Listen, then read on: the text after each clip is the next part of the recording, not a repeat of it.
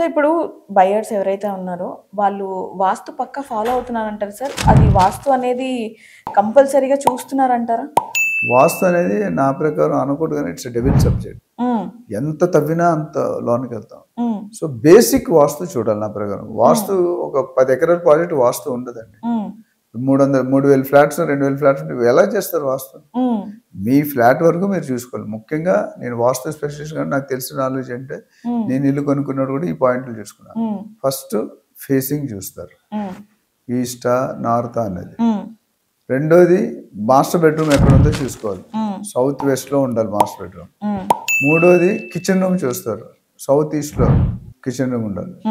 అట్లనే flow of water అనేది north ఈస్ట్కి వెళ్తే బెటర్. మన బోర్ కానీ మంజీరా వాటర్ కానీ అక్కడ నార్త్ ఈస్ట్ లో సంప్ పెట్టుకుంటే మంచిది. రోడ్ సోలా అన్నది చూస్తారు, రోడ్ హిట్ అనేది. ఇలాంటి పాయింట్స్ చూసుకోవాలి. మొత్తం డీటెయిల్ గా మైక్రోస్కోప్ ఉంటే ఎప్పటికీ కొనలేం ప్రాపర్టీ, చూస్తూనే ఉంటాం, కొనుక్కొని వెళ్ళిపోతుంటాం. సో వాస్తు అనేది నాకు తెలిసి ఫారెన్ ఆర్కిటెక్ట్స్ వాస్తు చూడరు.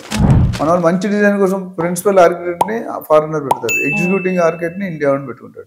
సో వాళ్ళు ఆ కేర్ తీసుకుంటున్నారు. ఇప్పుడు అందరూ చూసారు, ఈవెన్ కొన్ని కమ్యూనిటీలు తీసుకునేవారు కదా ట్రయాంగిల్ లో. ఇప్పుడు వాళ్ళు కూడా చూసారు, ఎందుకంటే వాళ్ళు రీసేల్ రావట్లేదు.